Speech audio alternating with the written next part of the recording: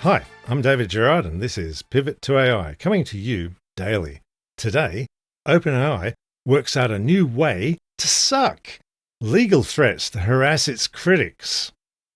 The paper-thin justification for this is that OpenAI thinks that anyone hampering it in any way, from changing from a weird charity into a for-profit company, must be on the take from Elon Musk, or from Mark Zuckerberg, or from Dustin Moskovitz of Open Philanthropy.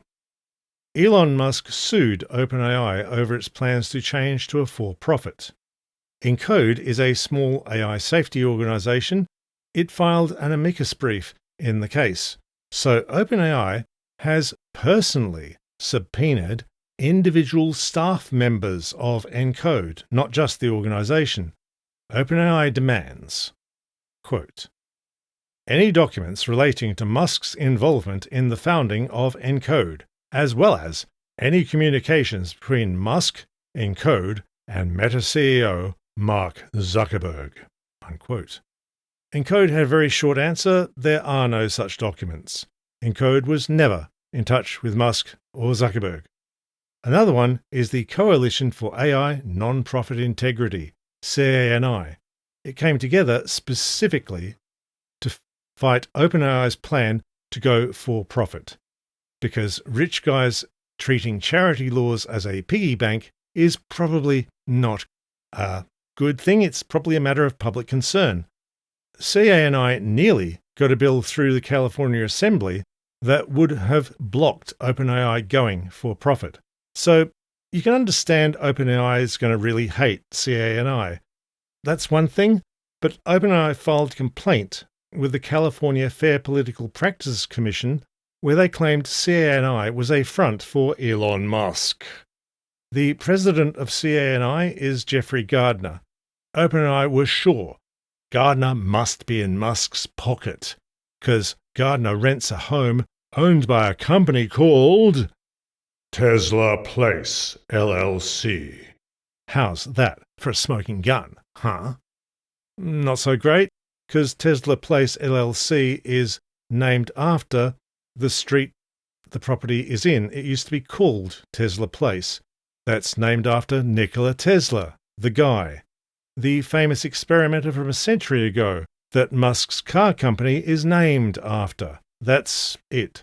So last Friday, the Fair Political Practices Commission dismissed OpenAI's complaint. Just yesterday, OpenAI subpoenaed the non-profit Midas Project for every detail of their founders, their funders, and all documents around all the work they've ever done.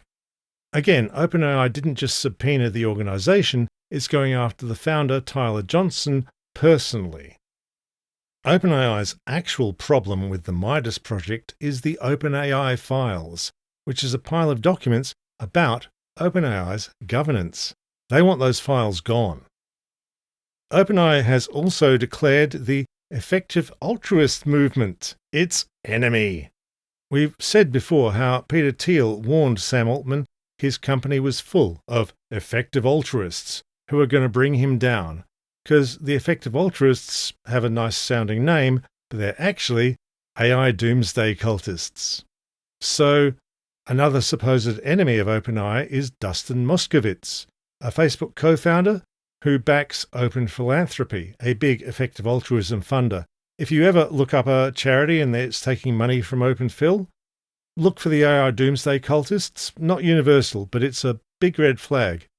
But Moskovitz also invested in OpenAI's competitor, Anthropic, as did Pierre Omidyar, who co-founded eBay.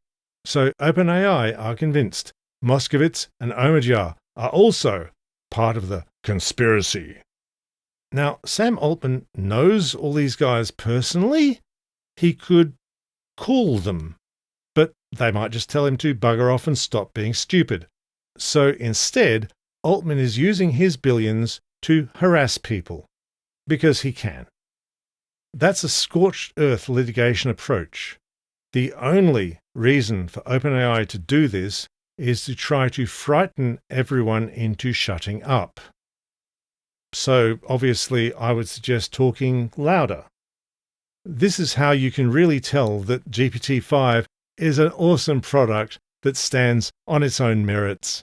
Yeah, OpenAI is harassing people because the criticism is working. I'm personally long experienced in this precise variety of reprehensible bullying from odious rich assholes like Sam Altman. Back in the 1990s, when the internet was just going big, the Church of Scientology tried to shut down criticism of its abusive behavior by suing its critics. L. Ron Hubbard, the founder of Scientology, solemnly decreed that harassing critics with lawsuits was a religious imperative. Quote, "The purpose of the suit is to harass and discourage rather than win. The law can be used very easily to harass, and enough harassment on somebody who is simply on the thin edge anyway, well knowing that he is not authorized, will generally be sufficient to cause professional decease. If possible, of course, ruin him utterly." Unquote. Back in the day, I did a whole website on Scientology, the Australian Critics of Scientology Resource Collection. The site is still up. I think Scientology sent me 6 legal threats by email and 1 actual paper threat. I responded to that last one with a counterclaim because the Scientologists thought it'd be a wizard idea to distribute a defamatory leaflet about me under Australian libel laws, which would make English laws look pretty good. I didn't hear back from them. That was on a server called suburbia.net. At the time, it was run by a young fellow called Julian Assange, who went on to more famous work. Hosting my website about Scientology apparently inspired him to that more famous work. I doubt OpenAI is literally inspired by Scientology. I think they're odious enough they think that way all by themselves. And I suspect this was a push by Altman personally, because anyone else should have found it obvious that the very first thing when a widely hated rich asshole pulls this sort of nonsense is a massive backlash. Like, we know how to respond to abusers harassing their critics. You go louder. Copies of everything. Make sure the world knows all about it. We learnt that one in the 90s, and it's still the way to do it. Anyway, if Altman wants to find Pivot to AI's secret backers, I'm sure you will all be ready to give him your full opinion of what you think of OpenAI. I should point out that Altman can shut up Pivot to AI forever by sending me, let's say, 3 million quid. Yeah, send me 3 million. The moment that check clears, Mr. Altman, I will be telling the world how OpenAI is the most important, crucial company for the total utilitarian good of human flourishing across the quantum waveform of the universe. There is no better cause. You betcha. For transparency, of course, I have placed a sellout canary on the Pivot to AI About page. I have not lit this cigar with this £50 note yet. Thanks for tuning in to Pivot to AI.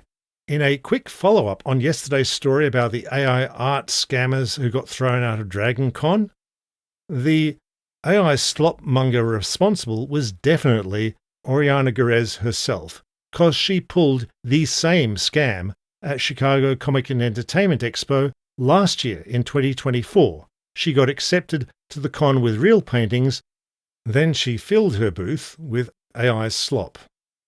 C2E2 also has a rule against AI art, but nobody actually threw her out that time. So conventions in North America are going to need a new rule specifically about Oriana Gurez. And now I'm honestly surprised I can't find Gurez ever getting into NFTs. She's got the spirit for it. So if you want to tell other people about how OpenAI has found a new way to suck, forward this episode to just one other person, or maybe 2. Hit like and subscribe on YouTube, leave a nice podcast review, and Pivot is funded by you, the viewers and listeners. If you want Pivot to keep coming daily, put just $5 into the Patreon in the show notes below.